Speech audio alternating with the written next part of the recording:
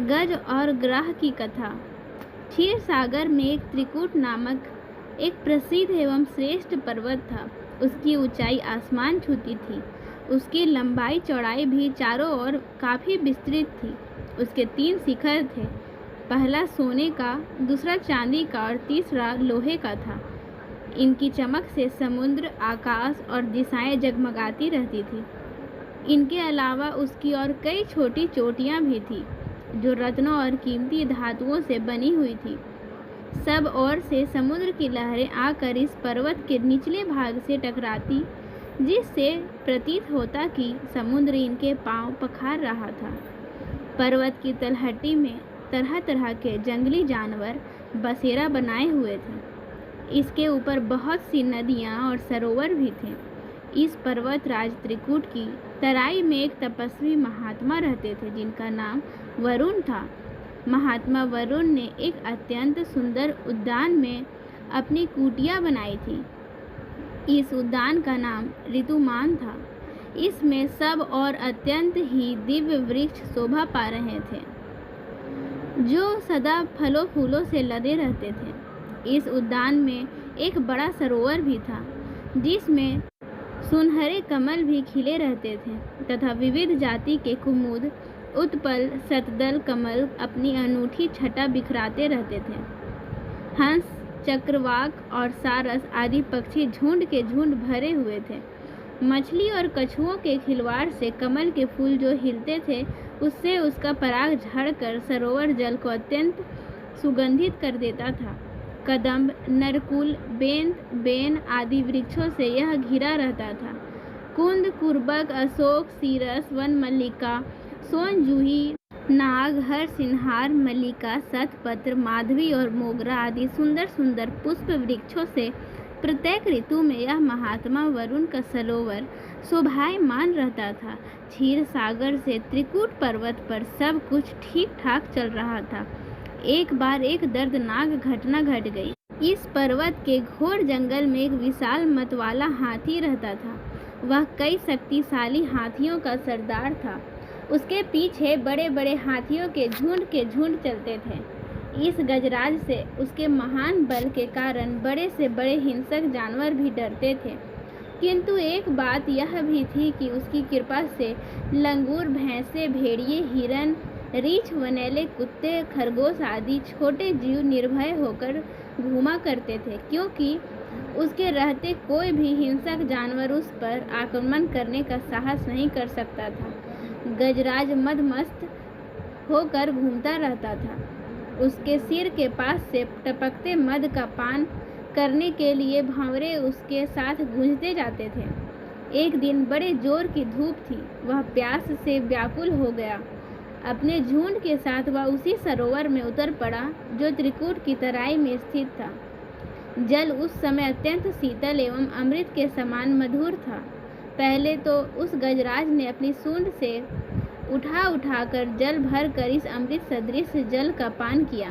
फिर उसमें स्नान करने के लिए, अपनी थकान मिटाने के लिए उस सरोवर में उतर गया और स्नान करने लगा। इसके पश्चात उसका ध्यान जल क्रीड़ा की ओर गया। वह अपने सूंड से पानी भर भर अन्य हाथियों पर फेंकने लगा और दूसरे भी वही करने लगे। मदमस्त गजराज बहुत ही मजे में आनंद लेकर उस सरोवर में अपने साथियों के साथ जल क्रीड़ा का आनंद उठाता रहा। उसे पता नहीं था कि उस सरोवर में एक बहुत बड़ा बलवान ग्राह भी रहता था। उस ग्राह ने क्रोधित होकर उस गजराज के पैर को जोरों से पकड़ लिया और उसे खींचकर सरोवर के अंदर ले जाने लगा। उसके पैने दांतों के गड़ने से गजराज के पैर से रक्त का प्रवाह निकल पड़ा, जिससे वहां का पानी लाल हो गया। उसके साथ के हाथियों और हथिनियों को गजराज की इस स्थिति पर बहुत चिंता होने लगी। उन्होंने एक साथ मिलकर गजराज को जल से बाहर खींचने का प्रयास किया, किंतु वे इसमें असफल रहे। वे घबराकर जोर जोर से चिंघाड़ने लगे। इस पर दूर दूर से आकर हाथियों के कई झुंडों ने गजराज के झुंडों से मिलकर उसे बाहर खींचना चाहा, किंतु यह सम्मिलित प्रयास भी विफल रहा। सभी हाथी शांत होकर अलग हो गए। अब ग्राह और गजराज से घोर युद्ध चलने लगा। दोनों अपने रूप में काफी बलशाली थे और हार मानने वाले भी नहीं थे।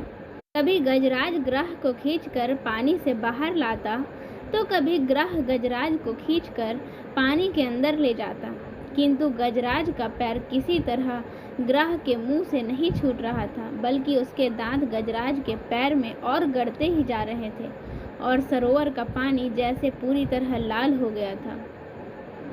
गजराज और ग्रह के बीच युद्ध कई दिनों तक चलता रहा। अंत में अधिक रक्त बह जाने के कारण गजराज शिथिल पड़ने लगा। उसे लगा कि अब वह ग्रह के हाथों परास्त हो जाएगा। उस गजराज को उस समय कोई भी उपाय नहीं सूझ रहा था और अपनी मृत्यु को समीप पाकर उसे भगवान नारायण की याद आई। पूर्व जन्म की निरंतर भगवत आराधना के फलस्वरूप उसे भगवत स्मृति हो गई। उसने निश्चय किया कि मैं कराल काल के भय से चराचर प्राणियों के शरण सर्वसमर्थ प्रभु की शरण ग्रहण करता हूँ। इस निश्चय के साथ गजेंद्र मन को एकाग्र कर पूर्व जन्म में सीखे श्रेष्ठ स्तोत्र द्वारा गजेंद्र मोक्ष की स्तुति करने लगा। उसने एक कमल का फूल तोड़ा और उसे आसमान की ओर इस तरह उठाया जैसे वह उसे भगवान को अर्पित कर रहा हो। अब तक वह ग्रह द्वारा खींचे जाने से सरोवर के मध्य गहरे जल में चला गया था और उसकी सूंड का मात्र वह भाग ही ऊपर बचा था जिसमें उसने लाल कमल का पुष्प पकड़ रखा था। उसने अपनी शक्ति को पूरी तरह से भूलकर और अपने को पूरी तरह से असहाय घोषित कर नारायण को पुकारा। भगवान नारायण यह सुनकर समझ गए कि गज को अब किसी भी प्रकार का कोई भी अपने बल का कोई भी घमंड नहीं रह गया है। उसका सारा घमंड चला गया है और वह पूरी तरह से मेरे में शरणागत है। जब नारायण ने देखा कि मेरे अतिरिक्त यह किसी को अपना पक्षक नहीं मानता तो नारायण ने ना के उच्चारण के साथ ही वह गरुड़ पर सवार होकर चक्र धारण किए और सरोवर के किनारे पहुंच गए। भगवान नारायण ने देखा कि अब गजराज तो डूबने ही वाला है।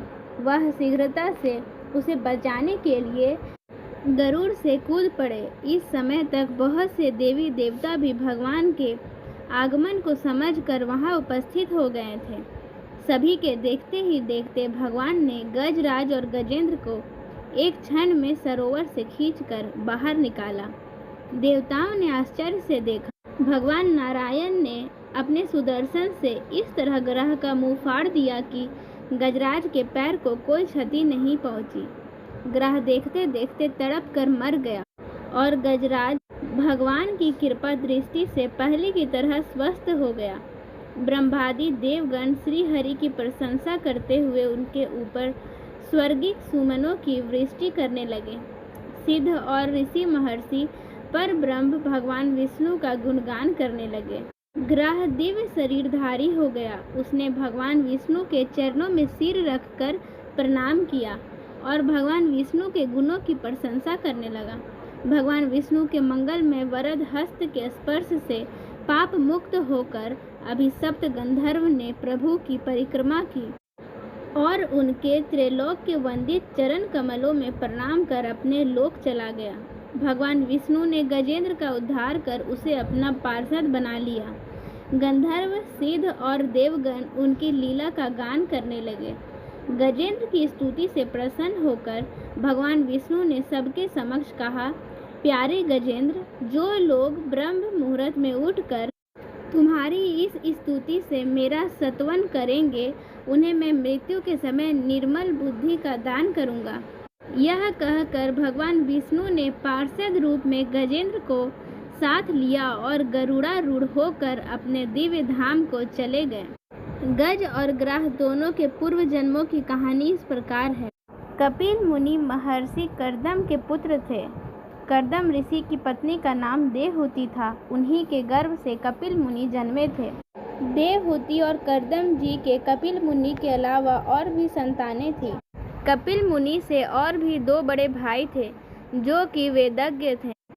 स्कंद पुराण के अनुसार वर्णन मिलता है कि गज और ग्रह का पूर्व जन्म में सगे भाई का संबंध था जिनका नाम जय और विजय था। एक बार राजा मरुत ने इनसे एक यज्ञ करवाई थी। इनमें से बड़े भाई जय को राजा ने ब्रह्मा बनाया क्योंकि ये कम विद्वान थे, और छोटे भाई विजय को राजा ने यज्ञाचार्य बनाया क्योंकि वे बहुत विद्वान थे। यज्ञ संपन्न हुआ तो राजा ने बड़े भाई ब्रह्मा को कम दक्षिणा दी थी, जबकि छोटे भाई विजय जो यज्ञाचार्य बने थे उनको अधिक दक्षिणा मिली थी।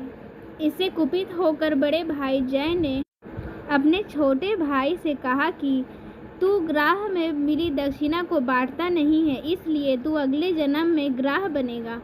वही छोटे भाई विजय ने बड़े भाई जय को गज बनने का श्राप दे दिया। इतने में नारद जी आ गए और उन्होंने पूरी बात सुनी। दोनों भाइयों ने नारद जी से पूछा कि इस श्राप से हमारा उद्धार कैसे होगा। इस पर नारद जी ने कहा कि तुम दोनों त्रिकूट पर्वत के समीप सरोवर में मारने की दृष्टि से ग्रह गजेंद्र का पैर पकड़कर अगाध जल में ले जाएगा। तब गजेंद्र प्राण की रक्षा के लिए हरि भगवान को पुकारेगा। तब भगवान श्री हरि विष्णु आकर तुम दोनों को बचाएंगे और तुम दोनों का उद्धार करेंगे। दोनों विष्णु भक्त थे और दोनों की बात सच हुई, और जिस प्रकार नारद जी ने बताया था वह ही सत्य हुआ। उन दोनों ने ग्रह और गज के रूप में ही अपने अगले जन्म में जन्म लिया, और गजेंद्र के सच्ची भक्ति से भगवान उनके सामने प्रकट हुए। मौत से पहले उन्होंने तपस्या कर विष्णु जी को प्रसन्न कर लिया और वरदान से मुक्ति मांग ली, और इसलिए अगले जन्म में उन्हें पूर्व जन्म का स्मरण था और दोनों ने भगवान विष्णु के हाथों मुक्ति पाई। गज और ग्रह भगवान विष्णु से मुक्ति पाने के कारण उनके धाम वैकुंठ लोक में चले गए और वैकुंठ में स्थान मिला। दोनों इस लोक में द्वारपाल हुए, जिनका नाम जय और विजय हुआ। आगे सनत कुमारों के श्रापों के चलते दोनों को हिरण्याक्ष, हिरण्यकशिपु, रावण, कुंभकर्ण और शिशुपाल दंत वक्र हुए थे, और इन्हें भी भगवान विष्णु ने अवतार लेकर मुक्ति प्रदान की थी।